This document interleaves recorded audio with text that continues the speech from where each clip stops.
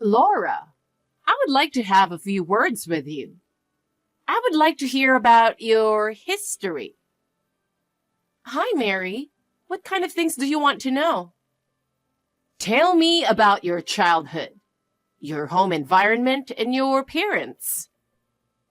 I grew up in an institution. My parents passed away when I was very young. Well, I'm sorry to hear that, but I can't believe you married into our family under those circumstances. Would that be a problem? Don't you think it is degrading for someone like you to become a member of our family? But I'm in love with Ryan. Love? Stop using such sweet words and not looking at reality. Reality is not that sweet. Isn't our feelings important? Do you really believe that someone who grew up in an institution can marry our son? Yes, I believe so. I wonder where that confidence of yours comes from. You should know where you stand. We trust each other. I think that is the most important thing. Trust. How much trust do you think someone who grew up in an institution deserves? If my past is such a problem, why didn't you tell me sooner? Huh? If you want my son to be happy, you should at least be aware of that.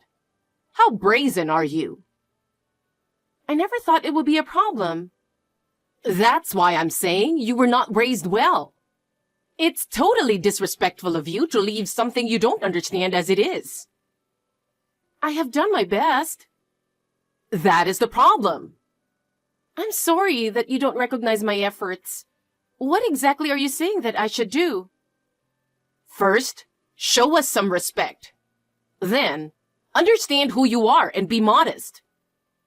Understood. I will make more effort from now on. Maybe it's too late for that. What do you mean? Oh, don't you get it? Get what?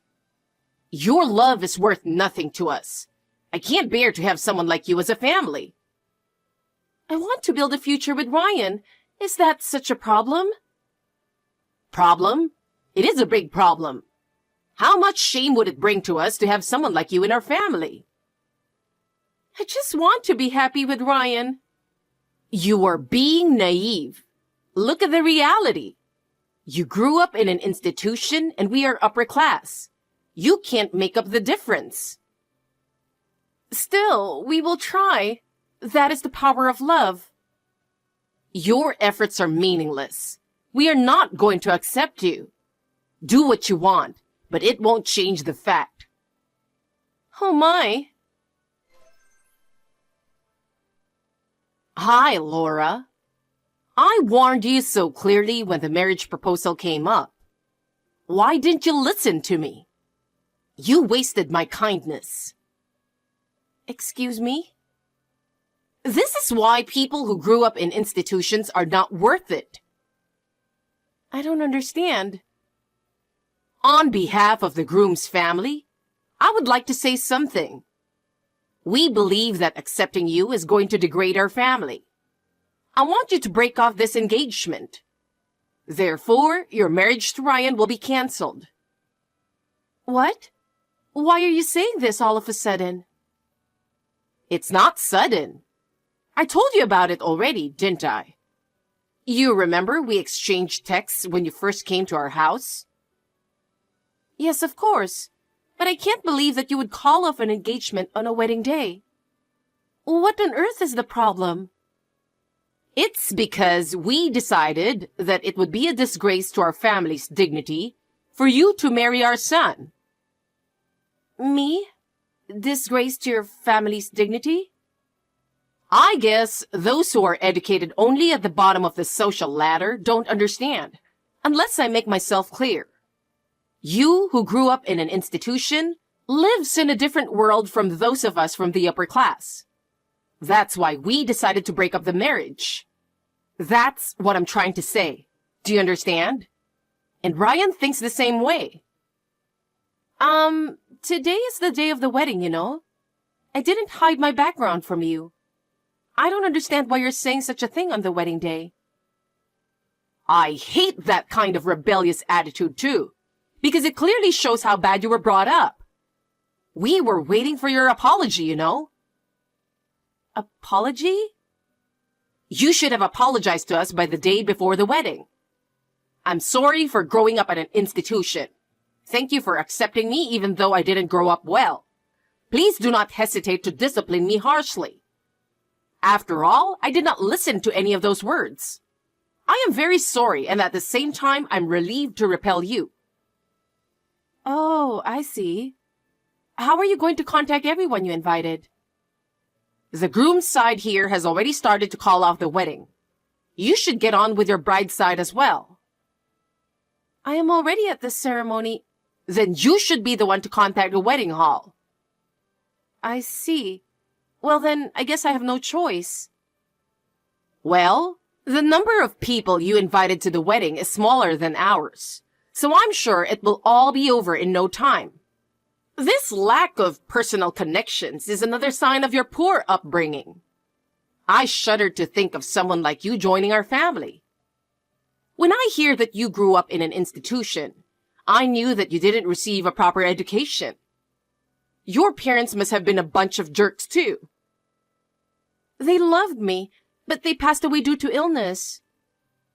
Love is an easy word to use, but the reality is not so easy. No matter how much you talk about love, it has no value to our family. No matter how hard you try, you cannot change where you came from, and you will never measure up to our standards. If you truly intend to be a part of our family, you should be more humble. Your attitude is totally unacceptable. Think for a moment how much of an embarrassment you are to our family. I understand. I have no choice but to protect the dignity of our family. You must understand that. This bad upbringing will not go away easily, no matter how hard you try. Not only the way you look and the way you speak, but the way you think itself is different from ours. This is why you are not qualified to be our family. All I wanted was to be happy with Ryan. Your happiness becomes our family's unhappiness. How much trouble will it cause for someone like you to be a part of our family?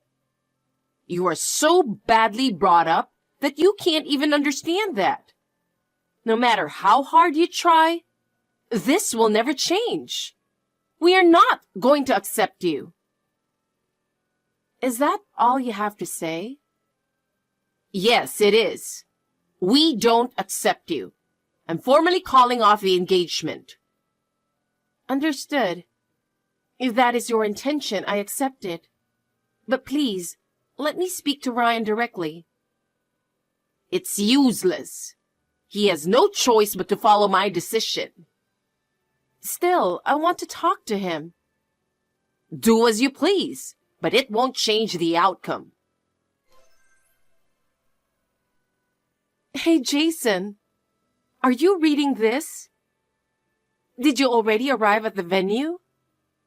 I really wanted to see you and talk in person. The wedding is canceled. Hey, Laura. I just got a call from the president, who was invited on the groom's side. I thought I'd ask him what the heck was going on. Ryan's mother said that since I grew up in an institution, she doesn't want me to marry Ryan.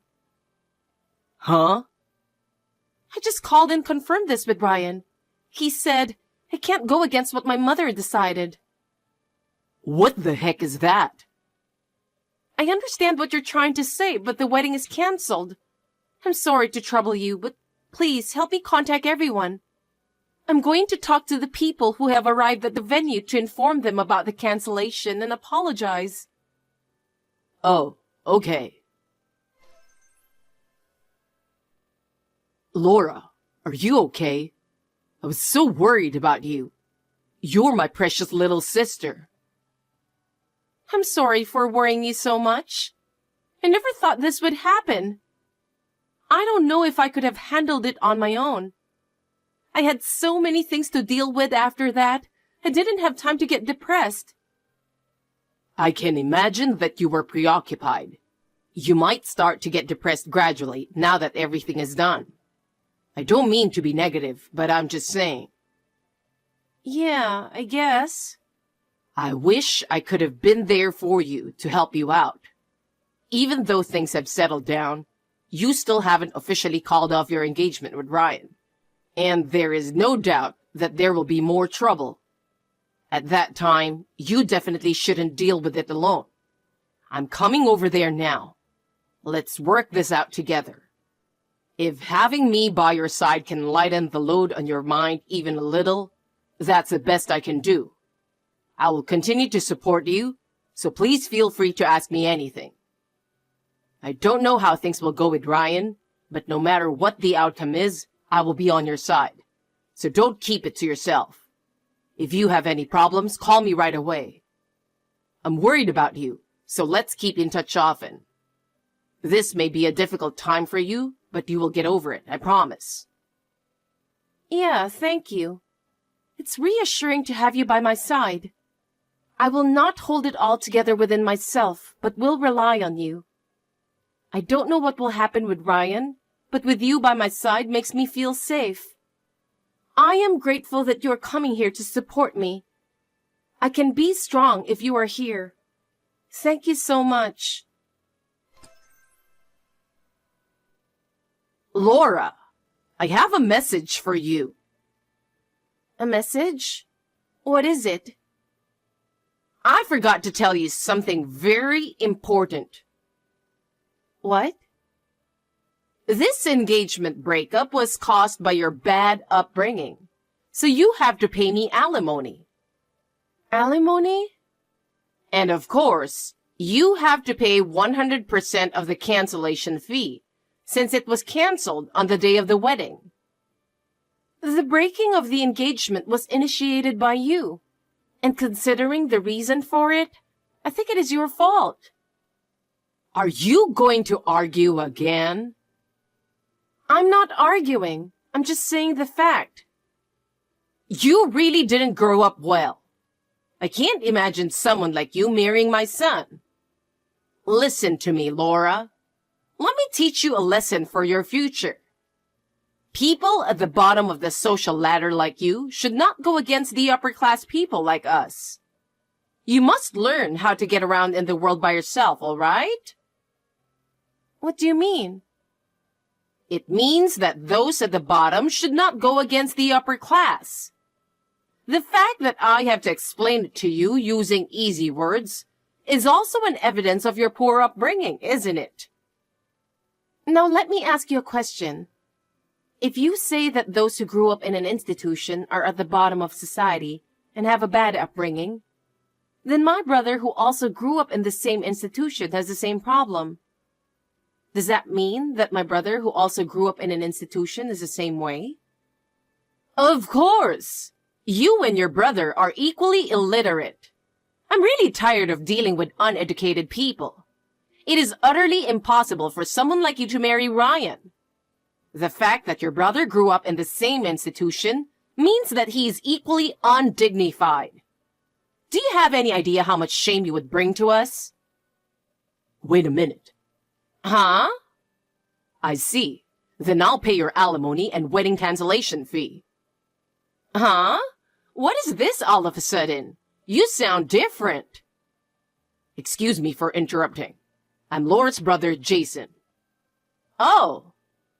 As an older brother, I couldn't let you continue talking to her like this. I cannot tolerate anyone who talks to my sister like this. As her only relative, I would like to intervene. Even if the elder brother were to intervene, it would not change anything. After all, you're the only relative of Laura's, but you're so rude for not meeting my family and myself, aren't you? I really can't believe it. We can't welcome you with such an insane attitude. I told you that I was on an overseas assignment at the time. Of course, I would have returned home if necessary.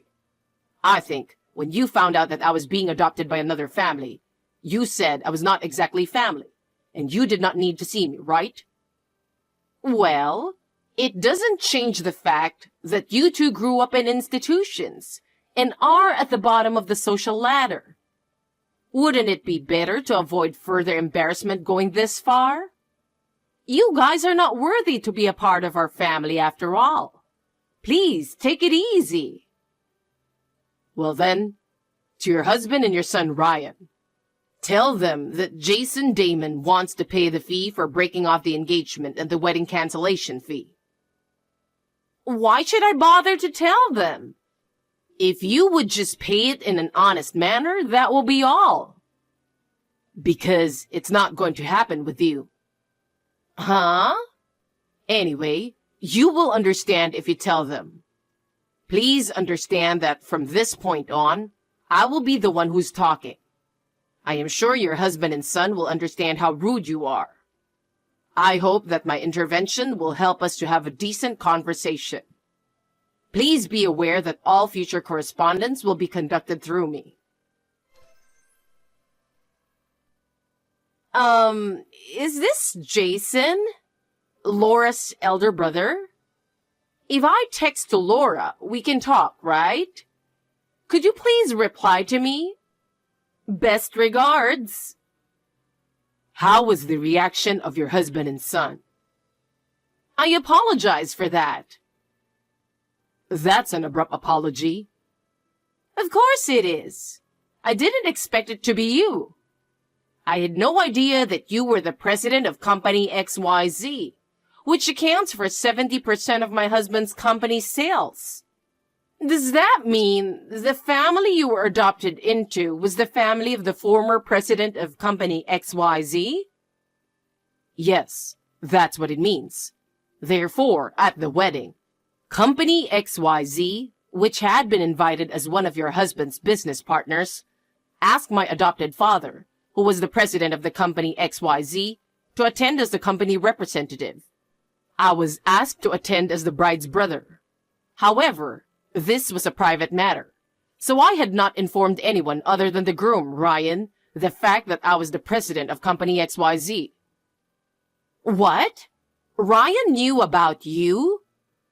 Yes, he did. So, when you broke off the engagement in a violent manner, did he resist in any way? Come to think of it, the moment he opened his mouth to say something, either I or my husband yelled at him and didn't give him a chance to speak. After I told Laura to break off the engagement, he stayed in his room for a long time. I see. And? What? The alimony and the wedding cancellation fee. How much would it be in total? Oh, no, that's outrageous. I think we should pay it. We will pay the alimony to Laura. We will also pay all expenses for the wedding. You have my word. I understand. I will have my lawyer visit you at a later date and entrust him with the details of the breakup of the engagement. From now on, please communicate with us through that lawyer. Yes. Please be advised that we will also ask you to delete Laura's contact information. Understood. I am truly sorry. I'm sorry to say it is all our fault. We will make sure that this will not happen again. It is for the best. For my sister's sake, I don't want any more trouble. It would be helpful if you could respond promptly when your lawyer contacts you. Yes. Then I will leave this matter in the sole discretion of my lawyer. Thank you very much. Yes, I am very aware of that. Please do not hesitate to let us know if you have any questions or need anything additional. Understood. Well, I will leave you now. I am truly sorry. Hey, Laura, I heard that your alimony has been paid in full. Yes, it did. I guess it's over now. I see. By the way, I heard you talk to Ryan on the phone for the last time, right? Yes, I did. I don't think we can get back together, but I wanted to tell him how I really feel. What did he say? First, he will leave his parents' house. He's also quitting his father's company and won't be following his footsteps. He said that his weak will was the only reason he ended up like this. He's thinking of it as a kind of atonement and spiritual discipline. I see. I still think it's a bit naive, but he seems to be trying in his own ways, so I won't say anything. Come to think of it, Ryan's father too. I heard that his father gave up his position as a president to someone else. It was a result of thinking about how to avoid any problems in the relationship between our company and his. Apparently, the new president was brought in from the outside. He is planning to take a smaller severance package than planned and move back to the countryside. I see. But his wife Mary is not so happy. She was so upset with the outcome that she slapped her husband with divorce papers, saying, "If you don't want to divorce me, you should continue to be the president." She's now back at her parents' house, which is 2 hours away by plane. What? Hey, does that mean... It's already decided to replace the president.